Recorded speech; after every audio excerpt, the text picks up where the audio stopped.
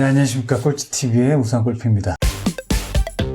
작업실 라이브로 진행을 해왔던 하루 53페이지 읽기 프로젝트, SNS에서 공유되고 있는 책 표지 내용도 상관없고 그냥 책 표지만 올리는 챌린지가 있는데, 책 표지와 더불어 하루에 한쪽 읽기.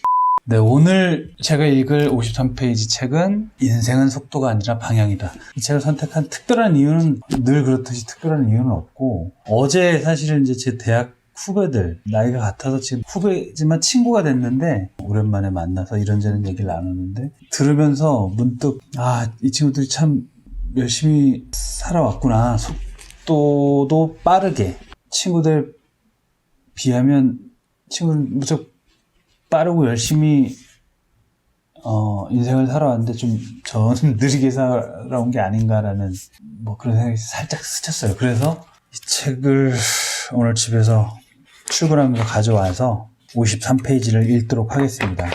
하버드 박사의 한국 표류기라고 표지에 이렇게 적혀 있고, 임마누엘 페스트라이시, 한국 이름으로는 이만열 작가님입니다.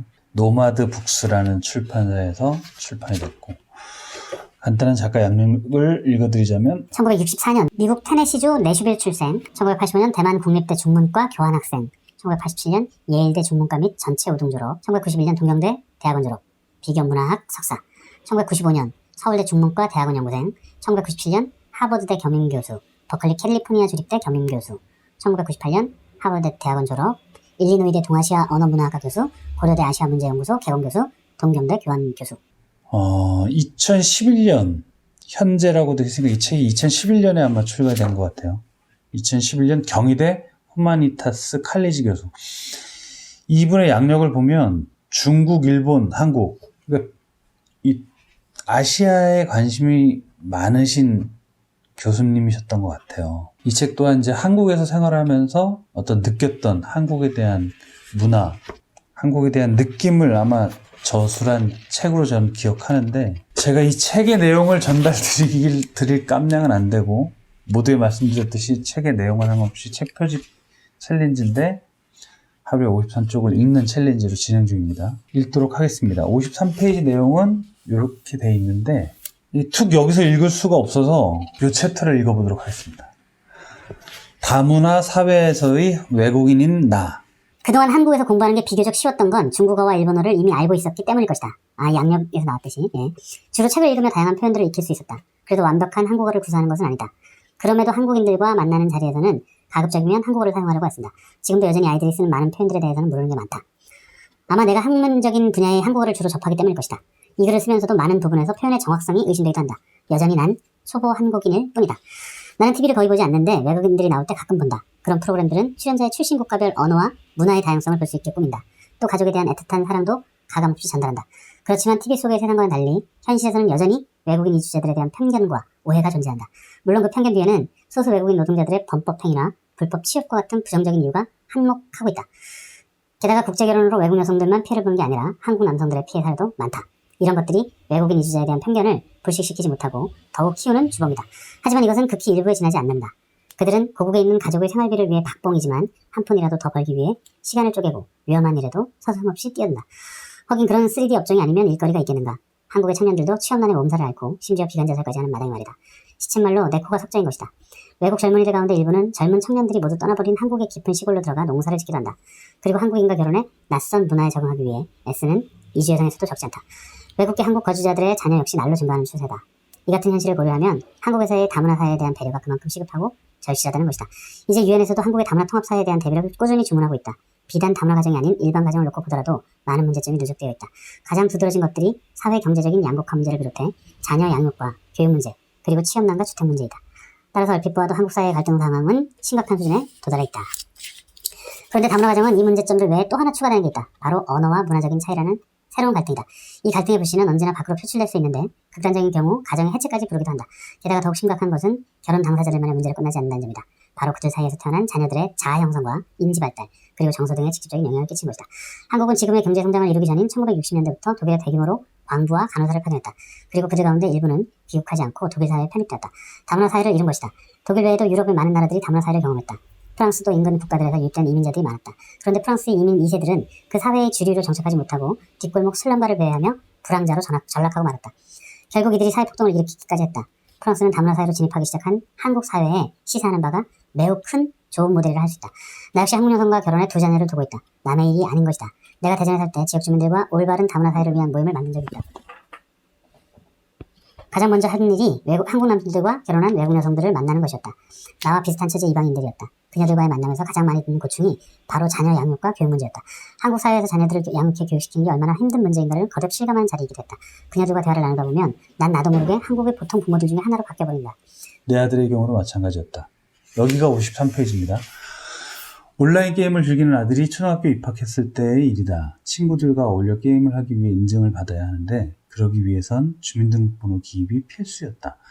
아들은 한국 국적이 없어 주민번호를 가지고 있지 않았다. 이것이 아이에게는 큰 상처가 되었다. 또래 집단이 만든 나름의 사회에 아이는 편입되지 못한 것이다. 그것은 폭력만큼이나 큰 것이다. 외모는 한국인과는 다르지만 한국어를 모국어처럼 말하는 아이들이 있다.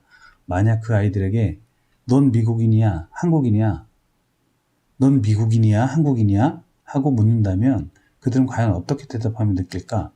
당연히 머뭇거리며 심각한 정체성의 혼란을 가져올 수밖에 없을 것이다.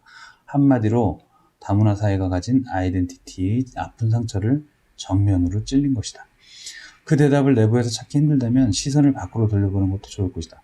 가령 캐나다의 경우는 1971년 모자이크 이론이라는 다문화주의를 채택했다. 원주민과 이주민 그리고 소수민족이 공존할 수 있는 방법적 모색이었다. 소수민족의 언어와 문화에 대해서는 국가 차원에서 지원했다. 그들은 더 이상 언어나 문화로 인해 차별받는 일은 없었다. 물론 일부의 비판은 여전히 남아있다. 분리와 분열을 조장한다는 것이다. 미국의 다문화 정책은 흔히 용광로 정책이라고 부른다. 흑인 등의 타 문화를 백인 주류 문화로 용해시켜 새로운 미국 문화로 거듭날 수 있도록 한다는 정책이었다. 이것은 1960년대부터 많은 비판을 수용하며 다양하게 변모를 해왔다. 다행히 최근에 와서는 문화적 다양성을 인정하는 쪽으로 옮겨가고 있는 중이다. 다만 미국 법이란 일정한 울타리 안에서 그 다양성을 수용하고 있다. 울타리는 미국 시민권의 취득을 말하는데 미국처럼 다양한 인종이 뒤섞인 사회에서 소수민족의 전통, 관습, 문화, 언어 등 이 모든 것을 인정할 경우 엄청난 혼란을 겪을 것이기 때문이다. 그런데 다문화 사회를 비판하는 대표적인 상징어인 호주의 백호주의는 어떻게 변하고 있을까? 최근 호주는 동화주의 정책으로 이동 중이다. 문화의 분리보다는 사회 통합으로 바뀌고 있다는 것이다. 한국도 이제 미국이나 캐나다, 호주가 했던 고민을 심각하게 받아들여야 할 것이다. 그리고 한국 사회에 편입하려는 외국인 이주자의 노력도 필요하다. 나 역시 마찬가지다. 내가 한국에 왔을 때 자녀들을 어떻게 키우겠다는 특별한 다짐이 있지는 않았다. 다만 자신이 누군지를 아는 감각을 갖는 것은 무엇보다 중요하다고 여겼다. 그렇다고 그것이 아이들로 하여금 한국인으로서의 나와 미국인으로서의 나 가운데 하나를 반드시 선택해야 할 문제는 아닐 것이다.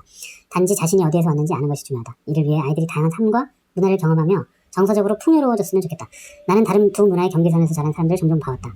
그들 중 몇몇은 정체성 면에서 혼란을 겪는 경우도 있었다. 난 다행히 부모님이 버팀목이 되어 그 같은 상황으로부터 피할 수 있었다. 하지만 한국 사회에서 일반 다문화 가정은 그렇지 못하다. 결국 모든 다문화 가정이 한국 사회의 한 구성원으로서 살아갈 수 있도록, 특히 그들의 자녀들이 미래의 한국을 이끌어갈 수 있도록 사회적인 기틀을 마련할 필요가 있다. 이것은 정부의 노력만으로 해결될 수 없다. 한국 사회를 이루는 구성원 각자가 관심을 쏟고 배려해야 할 문제이다. 53페이지 읽기였는데 50페이지부터 55페이지까지 읽었습니다.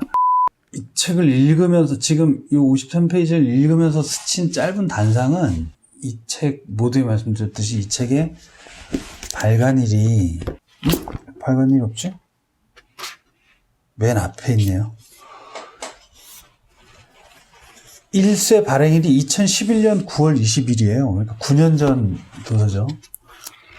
9년 전에 이제 이 박사님이, 이 저자분이 이제 문화의 다양성과 더불어 이제 지금 이 챕터는 공교롭게 이제 다문화 가정에 관한 이야기인데, 사실 이제 이 챕터, 뭐 의도한 건 아니지만 하여튼 이 부분에 읽으면서 그런 생각이 들었어요. 그러니까 지금 10년 가까이 지난 지금 다문화 가정에 대한 편견은 사라졌는가라는 짧은 생각을 하게 됩니다.